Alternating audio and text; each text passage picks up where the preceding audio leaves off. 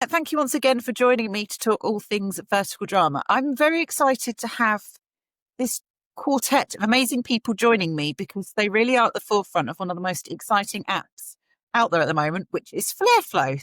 So I will let Amy go first and introduce herself to you, the internet. Sure. Hi, everyone. Hi, internet. I'm Amy Sullivan. I'm the head of development for Flareflow. Hi, everybody. I'm Angela. I'm one of the head of production of Flareflow. I do producing and I did directing before I start working in-house. Guys, I'm Sam Silliman. I am also another head of production at Flareflow. And I'm Paul Ruddy. I'm the head of casting at Flareflow. So all people very much in the know. So the first thing I want to ask is as someone who discovered verticals last year, you get to know certain apps, and there were certain apps that kind of dominated. Flareflow, as far as I'm aware, did not exist as an app last year. It wasn't an app that came up in the App Store that was on my phone. This year, Flareflow, I can't remember exactly when you appeared, but has just gone boom, basically, and gone from, as far as I'm aware, not being an app that was out to being, I think, within a few months, for a lot of fans, a must-download app. You at least need to have it on your phone. Where have you come from, and how on earth have you got to that position with just the sheer amount of brilliant content you've managed to put out there? Yeah, we started. The app launched in April, and then the U.S. team really came into fruition, I would say, over the summer, and the team, like both the team here in the U.S. and the team in China, really worked together as one to create the content that you see. And it's a lot of people who are very dedicated to producing these at a high quality. And we've been given a lot more freedom than I think at some other of our competitors to really lean into developing original stories. So I think part of the appeal of Flareflow is that you know, while you still get the bread and butter of the CEO billionaire romances that we all know and love, but are maybe getting a little tired of, you know, we've been able to kind of do a lot of micro innovations with our storytelling to start to just really see where we can expand, like what audiences are interested in. Like my last one that's coming out in actually just a few days. You know, it was, we decided to see if we could pull off a police procedural that also has a romance in it, you know? So there's like a small town mystery and a will they, won't they? So I think that's kind of been a lot of why you've seen people get drawn to the app. Yeah, I mean, Amy can talk a bit more about the development side of things, because I think that's a really interesting and cool part of what we do. Yeah, of course. So, yes, Jen, as you said, this did come about very quickly. We used to be a part of an app called Serial Plus, which some people might remember. And we merged with the executive team of Shortmax, which has, everyone we work with in Beijing, who is part of the executive team of Flareflow, they are geniuses at what they do, especially picking the right stories, knowing where the trends are going, knowing how we can innovate, how we can push the envelope, but still keep it within what is trending right now and what is going to resonate with our audiences. They're also geniuses with ad spend, with marketing, with leadership. They're all strong leaders. So we feel very lucky that we merged with such a wonderful team there who really knows what they're doing. And that's why Flareflow has exploded so quickly. We're in extremely good hands. And on the flip side, they really do trust the US team to tell them what works with our audience, how to make this relevant for a US audience and a worldwide audience, and really find stories that are interesting. And they have given me a lot of freedom to, yes, work with Chinese IP and kind of take the nuts or the cores of those stories and then really expand them into something where it's resembles that IP, but it's also very freshly innovative and original. To that point, if you can, mention Cuffed. Tell her about that, because it's exactly what you're talking about, kind of taking a theme that we've used, and you can expand upon that probably better than I could. Mm-hmm. Um, Yeah. Cuffed to My Silver Fox Captain is an example of trope fusion. So we took kind of the best marketing moments from some top performing shows, and then we set it in a deeply American, deeply localized setting of Montana in a small town police force. And it's just so much fun. The actors are phenomenal. The direction is so fresh and it looks different. It looks like a mainstream TV show, in my humble opinion. I'm obviously biased. And then Angela and I did another show in New Jersey that we shot that was like a medical drama, very Grey's Anatomy meets really any kind of like Lifetime or Hallmark movie. It had a feel good ending, but the cinematography, the story, it really wasn't based strongly in any IP that I had to follow. Like they weren't rigid with me. They really did give me freedom with a lot of my projects to really write the way that I think American TV shows are written, because that's my background. So it's been very freeing. The things I really liked there is I think there's an understanding of why are the audience watching these. Because the audience could be watching American TV shows. They're not. They've come to verticals for a reason. Obviously, there are challenges with Chinese IP, but part of, I think, the appeal has been a return to a slightly more traditional storytelling of romance, and also possibly a just slight cultural dissonance of this new way of storytelling. There's enough that it's slightly different that it kind of keeps you engaged. And I love that you're not doing what I think some people are potentially now looking at the industry going, oh, well, we're just going to change it all and make it this. And I think they totally misunderstand why the audience is here. So I love that. And I can see now the shows that I've watched, 99 Charms, which I think was a really, really good show. And it follows all those beats that you said, that you've kind of merged things together but made it feel fresh. It's so good. Also, it has, can I just say to the audience, you need to watch it, has the most passive-aggressive jewellery ever. Because every time the dreadful husband lets her down, she buys a charm for a bracelet. She's got like 5 in the drawer. It keeps letting her down. She's got so many. It's so good. But just go on that one in particular, you also have an original song, I think. And obviously that's something that was always like, oh, you can't do songs in Vert. There's a brilliant song. Everyone desperately wants that on Spotify. Believe me, the fans want it. Is that the sort of... It's on YouTube. Is it on YouTube? Right. I will be linking. But is that the sort of freedom that you meant, that you're kind of being allowed to, like, let's push the envelope a bit more and put this in? Yes, exactly. So my boss had said, we have this story that does so well. They had done a Chinese version of it. They were going to do an American based, they call it a 1-to-1 version, so where they take the Chinese IP and they literally just translate it directly into English with some modifications and some changes to make sure it, works, and they shoot the same story. But then they also said, we want you to do that same story, but reinvent the situation, reinvent the location, the terms, the theme, everything. And so luckily, my husband owns a recording studio here in LA, and he is a very talented musician and composer, and he used AI tools to help kind of craft a song. Our timelines are quick, So he helped us craft 2 original songs. We had Nicole Maddox and Kenny Resch into the studio to perform these songs. We used them in the show. And I mean, that was an example of, I came to my boss, I'm like, we're going to write 2 original songs and we're going to set it in the world of live music. He's like, great, go for it. Love it. See it. Like that kind of freedom in these timelines and in this world where,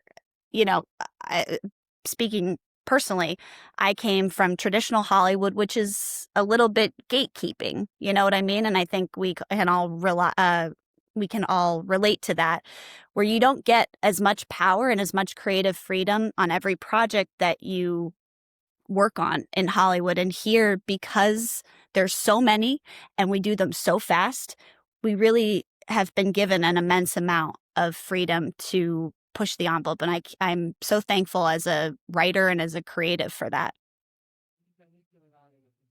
Just for anyone in the audience who doesn't know, and I suspect there will be people, could you explain time frame that verticals work in? So from concept to filming, well, I guess to casting, to filming, to being on the app, because I just think it's always worth reminding people of just how fast you all work. Well, this company has sort of started a development process that I think is more similar to movies or television, which is what I've cast hundreds of Lifetime and Hallmark movies, and it's usually about a 4-week process. This is similar to that in terms of where casting starts. When they, and I've encouraged them to just give me the concept first, even before the script is totally completed, so that I can get some thoughts together. And this group is really collaborative. And Amy also comes from not only a writing background, but an acting background. So she has really good taste. Sam and Angela also impeccable taste. And we all seem to be on the same wavelength with things. I've never like butted heads with them about, that's not the case with films I've done where I've had producers that had no taste.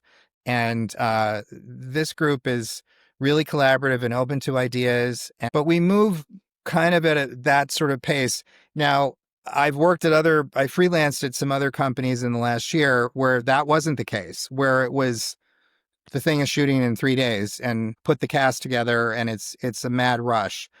That said, even with the 4-week window, that's still an extremely accelerated pace when you compare it to studio films or so many other parts of the business.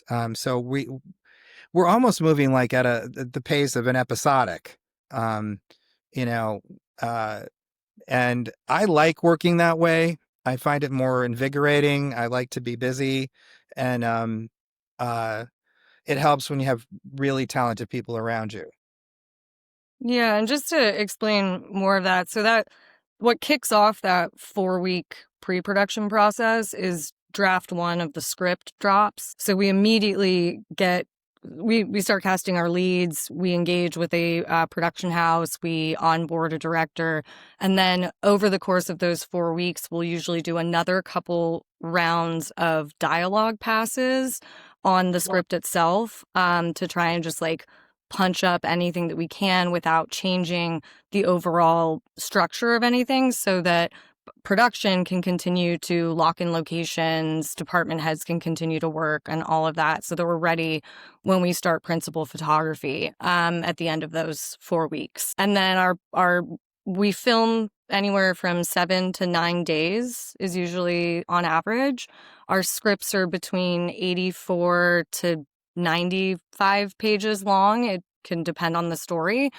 And then we have a 26-day post schedule, which is extremely fast if you're familiar at all with like editing feature length films, because that is what we are essentially creating. They just get broken up into the episodics, but they are shot like features. And so we have a very, very efficient and tight post schedule that basically starts on day 2 of filming. So we'll be filming, post team will be starting to cut that footage together right away.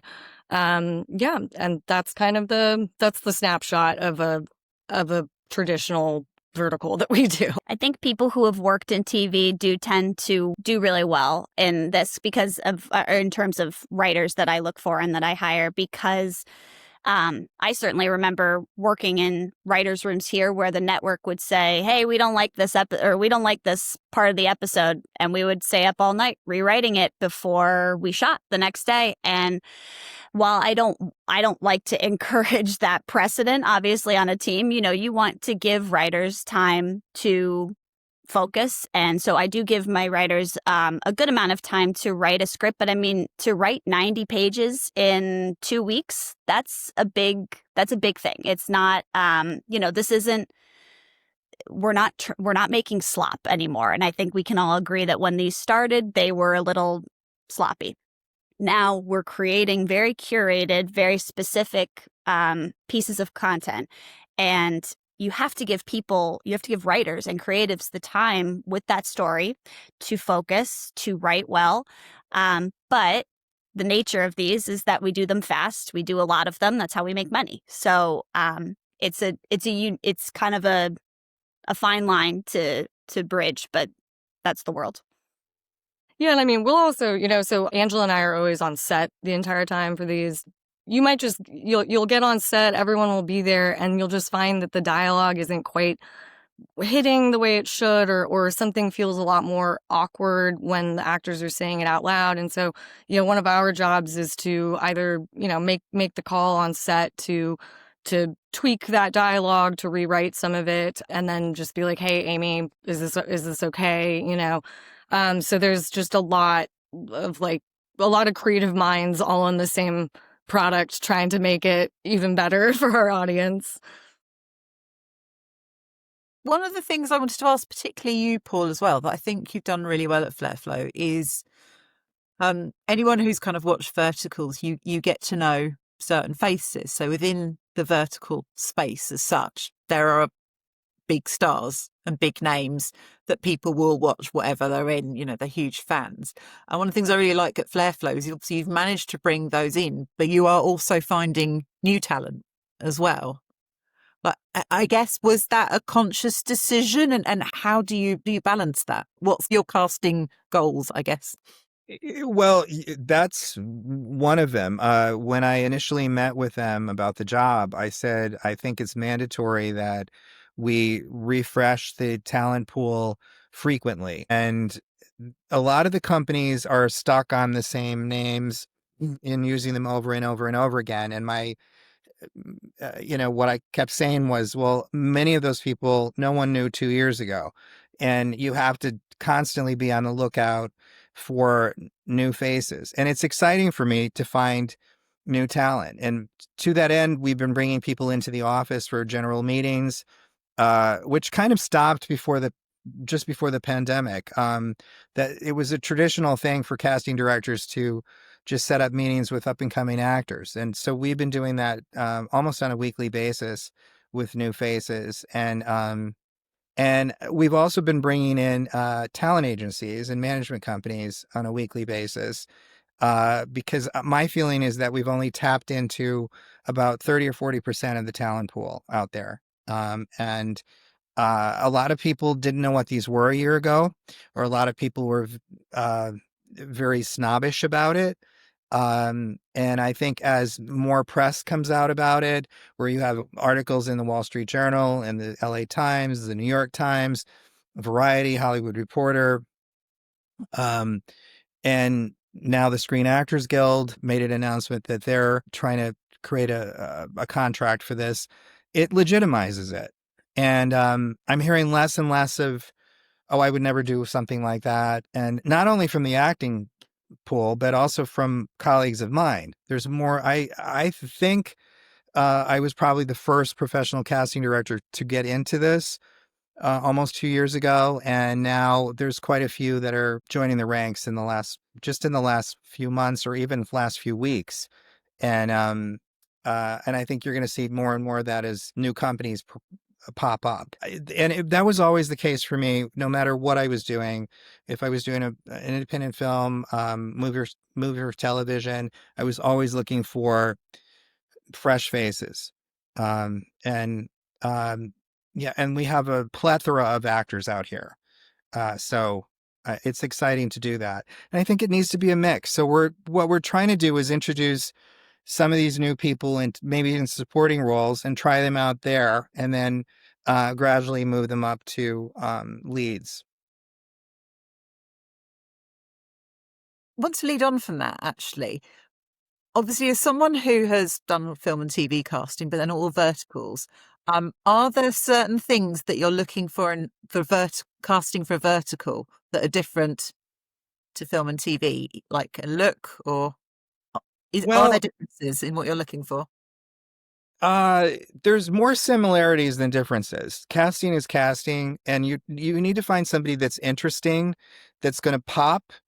So much of it is in their eyes, their face, They need to, when you turn on the tape, immediately grab your attention. And I say that if I'm casting a film, if I'm casting a play, you just, for lack of a better word, it needs to be interesting. And that comes with doing your homework, understanding who the character is. It's just acting basics when you go into the audition and not try to wing it. So that you present something that's a well-rounded character. It doesn't need to be over the top. I also get questions about, do I need to shoot it vertically for the audition? No, it can be done just like you do any other audition. We're dealing with a little more heightened reality. So I think, I don't want to say it needs to be a little more theatrical, but there needs to be a certain energy level to them. And, these are designed with cliffhangers, and there's life and death situations every 2 or 3 minutes. So you got to go into it with that idea in mind. You're not reading for, a play or a commercial. It's different in that respect because it's heightened stakes. But having done a lot of Lifetime movies, that was my biggest, not complaint, but pet peeve, that actors didn't keep the stakes high enough. So it's very similar in tone to that. And I It's think so just helpful. Yeah, that's just really to add helpful. a little bit to that, because we watch hundreds of hours of tape. Like, I will review anything that Paul sends me. And we're always keeping, lists of people who had a really good performance in their tape, but maybe we didn't hire them. We're like keeping them in mind for upcoming things, or maybe we can swap them into a smaller role for right now. But one of the consistent factors that I'm always looking for is, if I see this person as I'm scrolling, will it make me stop scrolling?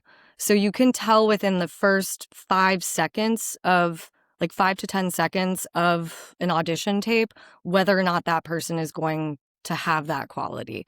And a lot of that we've talked internally that it tends to be they're very present and their eyes are very present. And it immediately, I think it's like a subconscious human brain thing. Like, I go, oh, you know what? I'm going to watch this whole tape now.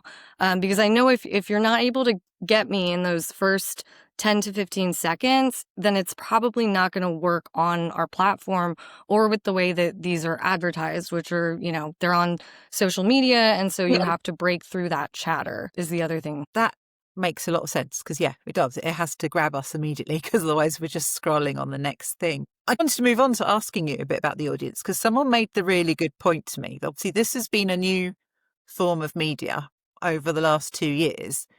You often have the early adopters of a new thing. The early adopters are not normally who the audience has been here. It's the cool young tech people. So the early adopters of verticals are essentially me, women 30 to 60. So it's quite an unusual audience to be early adopters that now the rest of the industry is following. The other thing also gets pointed out is this is an expensive way to consume media. The average streaming service is cheaper. But as we all know, it's absolutely exploding and really popular. What have you all worked out, or what are your theories about why this has done so well, particularly given it isn't the cheapest way of consuming media? I think there's a connection actually with that demographic and the publishing world. So I track a lot of what's going on in the publishing world, and it does not surprise me that, romance is by far the outperforming book genre. And so it's not surprising to me that you would have a huge audience who already consumes books by purchasing them or through Kindle Unlimited or anything, that then when there's a visual and filmic version of these sorts of stories that have all of the same tropes that we know and love from the publishing world, and oh my gosh, now we get to see a movie that's like this, that's really catering to that demographic. I think that there's a big cross connection between those two. it was interesting at the company that Amy, Paul, and I were at previously. We actually did successfully pull in a male audience by telling stories in like the science fiction arena or things that sort of resembled, like I would say, anime tropes. And so we actually did bring in a younger male audience. So there's still a lot of like untapped, but I do think the connection with like the romance publishing industry is part of the reason why that 30 to 60 female demographic were the first adopters of this. I think there's also a lot of correlation. I mean, I'm a young mom, for instance. I have 2 little kids. I understand the appeal of these big time because first off, I don't have time to watch multiple trailers of things I might or might not like on Netflix, an hour-long episode, pilot episode on Netflix. I'm doing dishes, I'm cleaning bottles, I'm doing diaper. Like, I want to watch something where I get 15 minutes of content and it's 15 episodes and then I'm like, oh, I'm in. Like I'm in it. I'm deep in. There's often times where I'm watching the first episode of a Netflix series and it's beautiful. It's fantastic. Of course, it's Netflix, but I'm like, oh my God, that was 1 hour. Like, and I've got 8 more to go. Like I can't, like, until I get into the meat of the story. Like that's a big time commitment for me. So I think our audience does tend to our content does tend to resonate so well with mothers, with working professionals who have a 15-30 minute lunch break that they want to get as much as they can in that time. It's all about maximizing your time for your money. I do agree that, given all the apps, it's a lot of subscriptions for people to be buying. I think the draw is what you're getting. Like, once you get fed that ad, what the story is going to be, where your money is going. It's our job to deliver good content for your money and not make it feel like a bait and switch or not make it feel like we're taking your money with no return. But I do think that it has gotten a little out of hand with how many apps there is. I think we will see this year potentially a lot more merges, a lot more apps that kind of fall to the wayside, and the top players will emerge and be consistently delivering. That's such a good point about because the cost. I mean, I put that out there to be slightly, but my comparison is always the cost of a cinema ticket. So cost of one cinema ticket for me is about the same as 1 week's subscription on an app. So I can buy one cinema ticket. I have to drive to the cinema. I'll get stuck in traffic. I'll be in a cinema. There might be annoying people in the cinema. One movie, hopefully it will be good. And then I have to drive back again. For that same money, I can then for a week unlock everything on an app. If it's something like Flareflow, that is an awful lot of content, which I can say 75% I'm likely to love. It's like, why wouldn't I do that? That's just like, so in my head, that's actually a lot more cost effective than a cinema trip. So I just find that an interesting comparison. And I think you're right about the time poor thing as well. I think it is that of like, we don't all have the time to take that long investment that we wish we could. But when you've got a busy life, it's hard. Yeah, and I also think the world is a mess right now. If you put the news on, it's very depressing.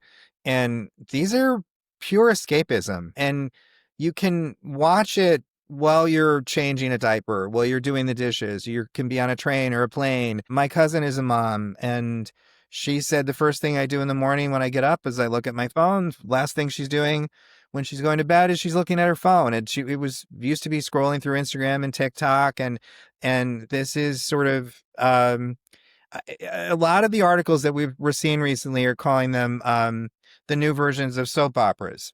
And soap operas have been around, you could go back to and say Charles Dickens' books were soap operas. They were serials. And but in the United States since radio days, and this is like a kind of a segue melding soap operas with TikTok. And how many of us have gone on like Netflix or Apple and you're overwhelmed by the content And I've done it where I go on there and I'm 20 minutes looking, and then I go and watch an episode of The Golden Girls. And because Yeah. it's I can't make a decision. Or there's some really great stuff out there that is so heavy that at the end of a long day, I don't want to sit there and have to tax my brain. I just want to sit back and relax and see pretty people and dangerous, precarious situations. So We can also go where those can't go, they're sexy. Sorry. absolutely. Yeah. And I think we got away from that a little bit with some of the American shows too. They got a little too safe and puritanical, and these have some sizzle to them, which I think is a really nice appeal. I think you're right. Again, it's looking to the romance novels, isn't it, as well? It's looking at what's popular there and bringing it over. So looking at on Flareflow, what's your measure for a hit? Kind of, how do you go, this is a hit? What's the internal metrics? Yeah. We monitor so our ad spend team will basically take a look at the entire show and find the most potential marketing moments. And these can be, they're like a minute long to 5 minutes long to 15 minutes long sometimes. I mean, they might take multiple episodes, but they'll take a big chunk of them and they'll put them up on Meta, TikTok, Instagram, etc. And then we monitor them using this platform that shows the impressions. It shows how long people watch, the retention rate, and how many people click through and go and download the app or go get the full show. So our internal metric is largely based on that platform and what's doing well. And also we have a like button on the app itself. And so I'm sure you've noticed any of our shows, you can see how many people liked it. But, I think right now it's harder to have a hit show. I think when all of these started and we saw these hit shows like True Heiress versus Fake Queen Bee, right? That has about 379 million views on Real Short. That's a hit show. That was in the early days of Real Short, but now there's so many players that it's harder to have a hit show that just absolutely soars to the top. I mean, I think Microdrama has some really consistently well-performing shows. For us, we often have shows in the top 10. We have a daily chart that is across all apps that we monitor all the top shows. But for us as a company, because we are so focused on quality and expanding our content, to me, a hit show is something that resonates with people, that the reviews are good, that the actors love being in, that we're seeing a lot of engagement with. As much as numbers mean revenue, of course, I am more interested in, did we do something innovative? Or, and did we really resonate with people? Are we seeing a lot of good feedback from this show? See, as a viewer, okay, that is so refreshing, because one of the things that I've kind of heard a lot is, certain shows will deliver big numbers, but they are, none on Flareflow, I hasten to add, but they are quite intentionally shocking, I would say. Very much designed for marketing. They've upped the violence, they've upped the situation, they've upped this. And so I think there is a degree of people watch. I'm sure some people get something out of it, but it's a bit of I can't quite look away, but I didn't really enjoy that or feel good about it. And I've come out feeling a bit traumatized. Yeah. And so it's kind of, okay, short term. And obviously when sort of talked to about these, I'm like, well, people are watching them. Who are we to stop what people watch? But in my head, it's like, yeah, but that's the short-term win. Like longer term, you're damaging the legitimacy of the whole space, and also whichever app that is, what your brand stands for. So it's really refreshing to hear someone talk about, yes, it's a business, but we also want to deliver stuff that feels good and everyone can look at it and go, that was a good project, all the way through to the viewers going, we loved that. That was really original. We got a lot from it. So I just wanted to say as a viewer, honestly, just thank you, because that's so positive to hear. Well, that's been a conversation in every meeting we've had. I can, I don't want to speak for Angela and Amy, but I will. They don't want to produce or write these things, and we talk to the actors and we get feedback from the actors about what do you like, what don't you like. They don't like abuse. They don't like misogyny. They don't like the female characters being pushed around. They want stronger female roles, and that may have worked as sort of clickbait initially to get these launched a couple of years ago, but culturally that doesn't go over well here. And I know in all of our meetings this comes up, that this is not what we want to write, and I'll let them speak to that a little bit more. Yeah. I mean, again, so sometimes we are working with IP, right? And I think culturally there's a difference between what's appropriate in different cultures and what's appropriate here in Western culture. And what I'm constantly up against is like, how do we take what works in this IP and how do we localize it fully and completely to where it's palatable and but it still hits, because that's what this, as we've all said, this is dopamine, this is escapism. A lot of times though, like these moments that have so much shock value, we can do them. They just have to be rooted in character development, in story. And I don't mean the disgusting lewd examples. I mean, if you want to have a fight, make it make sense. Don't just do it to do it. And my boss is really, really fantastic about that. In these pitch meetings, we have all department pitch meetings, and it's people will pitch their ideas and they'll go through the whole story. And he's constantly, why would they do that? Why would that make sense? Really pushing us to root everything in character development. Granted, we have a short amount of time in these episodes to do a full big character development backstory, but as much as we can, you have to, if our goal here is half performance marketing, half content, yes, you of course need to create splash. You of course need to make things pop, but you can do it in a very classy way. And I think because our parent company, COL, is a big publicly traded company in China, they have strong company morals, strong company values. That's very important to them, that everything that we put out will age well and have longevity and resonate. Yeah, we can see it as a viewer. So thank you. So as people, so you've mentioned that you spend a lot of time, you're looking at trends and seeing what hits. How have you seen trends develop even just since April of the kind of stories that people are responding to? Yeah, you can. You can definitely see trends as the audience grows and as the demographic grows. We're seeing a wider range of stories that people want to see. We're seeing a lot of really innovative trends come up. I think a lot of companies are very innovative with the types of love stories that they do, the types of revenge stories that they do. But yeah, I think we're seeing these move a lot. We were talking about this kind of right before this interview started, Jen. You very smartly recognized that a lot of the shows that do well are kind of drawing on nostalgic themes for American and Western audiences, like movies and iconic moments from our TV and film that are just embedded in our heads, that we keep in the deep recesses of our minds. But then you see a scene, you're like, oh my God, that's like the OC, or that's like Bring It On. That's like How to Lose a Guy in 10 Days.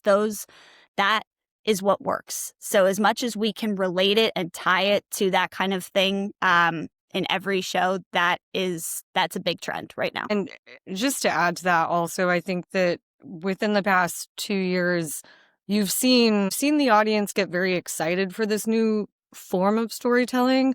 But I think that we are already at a place where there's certain tropes and storylines are there's an exhaustion factor that you can see if you just go into any of the comment section, or if you're, at all on the internet. If people people understanding that, like, I don't know, like, personally for me, I don't really ever want to do one where a girl slaps another girl again. I'm not interested in trying to like retell the same, werewolf billionaire story. So I think that even when we're talking about these internally, like not only are we looking at kind of what the comments are from audience members, it really helps us just based on like what's getting eyeballs, right? So like if you want us to make more like, I don't know, for example, like boy love or like, or just these different types of storylines, then if we do put out something that's like that, try to direct people to that. That's the audience is kind of, it's a sort of like an interesting democracy in that way, in terms of creative, because it really is like, hey, like this is performing super well. It might not be like some of the stuff we've already made. Great. Let's go have like a lesbian story. Let's go, do something totally different. An action adventure or something. So it really does, like what we end up creating is very much based on what the audience is watching. So like, not that you like shouldn't, if you want to, the audience can be the shift that they want to see, based on their own viewing preferences. Yeah, if the audience can voice out what they don't want to see, or even just skip the scenes they don't like, on the back end we can see there's a dip. For example, there's a violent scene, but the audience are skipping the episode or skipping the part, we're gonna see a dip. And we know, okay, we don't like that, so we're probably not gonna make those scenes, just so we want to have better numbers. So it's up to the audience as well. That's mega helpful. I think, yes, it does come. Watch what you say you want. If you say you want stuff, which is why I'm like, I'm going to go back to 99 Charms. Everyone's like, we want to have songs. Well, there you go. There's one with songs. Go and watch that one because it's got what you said you wanted. And it also has Nicole Mattox, and Nicole Mattox can do no wrong in my eyes. I think she is the most talented actress in the space, and there's a lot of talented actresses in the space. But I wanted to talk real quick about that project. And it goes to casting. And I think it was Amy that was saying we look at hundreds of tapes, or Sam may have said that. Kenny did not audition for that particular role. He auditioned for something else we were doing. He did a really good job. I have a database of tapes that go back 10 years and often pull from them and go, how about this one? And it could be a similar type of character. And that's how he got the part. So it goes without saying that every audition is important that you're doing, and you need to put 110%. So he got that strictly off of an audition he did about 3 or 4 months ago. So I want to, reiterate that to actors, that it's important that you just don't blow it off. Go, oh, this isn't even a lead. It's something else. And you might not be right for that particular role you're reading for, but we will keep you in mind if we like you. And it could be something 3 months down the road or a year down the road.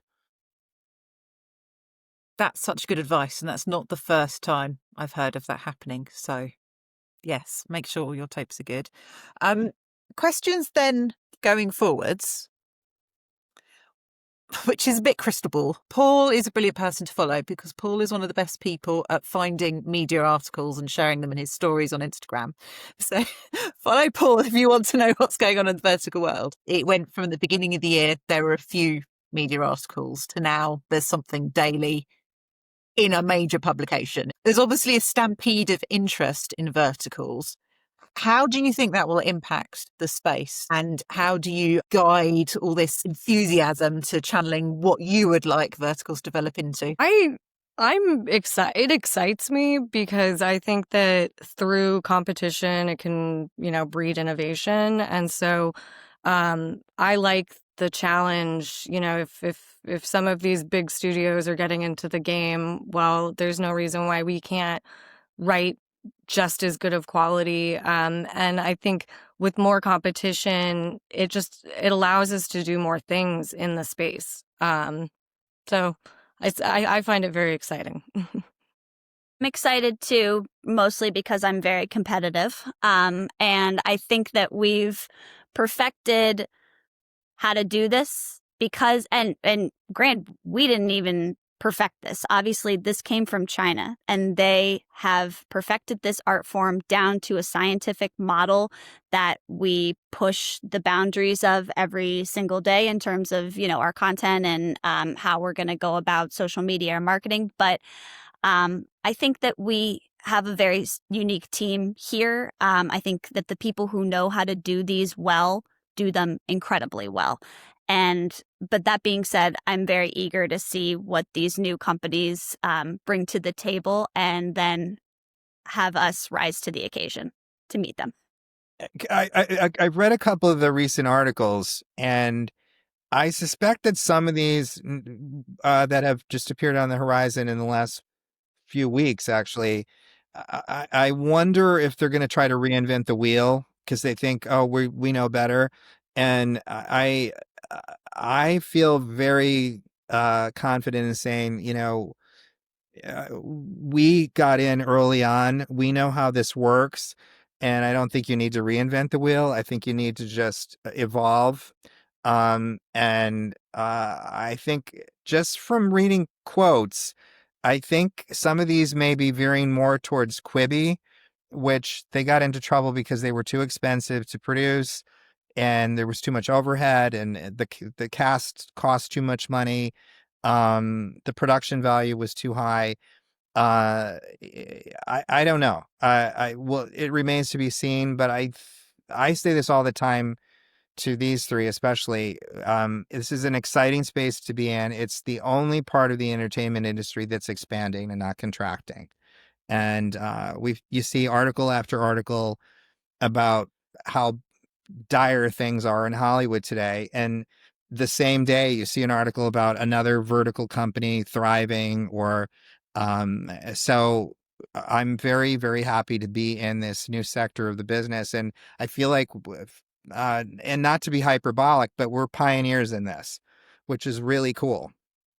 And I haven't had a job in a long time that has me this enthusiastic because I think we're in the very beginning stages of it and it's just going to keep growing and evolving. I think another area that we're going to start tapping into is there's a void left by the CW that I think we're going to start seeing more content driven towards that. The Riverdales, the Vampire Diaries, the Gossip Girls. So there's just an endless number of genres that we can tackle. So it's pretty cool. This is how good you are because you've led into the next thing I wanted to ask, which was how much verticals have changed the industry, because that was something that I grasped. Obviously, I loved them as a viewer, but as soon as I started my account, I was like, oh, wow, this is creating work for so many people. And that's not just Hollywood. So that's across the world, everywhere. Work is really hard to find. Jobs are contracting. And this seems to be such a rare story of this is growth. So what has that meant to all of you and the opportunities you've seen for people around you? Yeah, I mean, my background is traditional film and television. I came up working production jobs, and in my early 20s, that was what kept food on the table and a roof over my head, and the production in Los Angeles has basically been decimated. I mean, I have a number of friends who have, until verticals kind of popped up, like we're thinking of moving out of the industry entirely. One of my goals with production is, even though these budgets are what they are, they're not major budgets, but if we can keep people consistently working, then I feel like I've been successful at my job. There's a lot of questions, of course, always surrounding runaway production. Like, do we go and start filming these internationally? Do we go out of state with these? And, for myself personally right now, I'm trying to keep as many productions in Los Angeles because there are so many people out of work right now. So that's been, but to have these as a lifeline it's indispensable to local crews. And I think, but it is like, you are like working quite a few many days and stuff like that. But it's kind of a little bit of a safety net in an otherwise pretty uncertain time in the industry.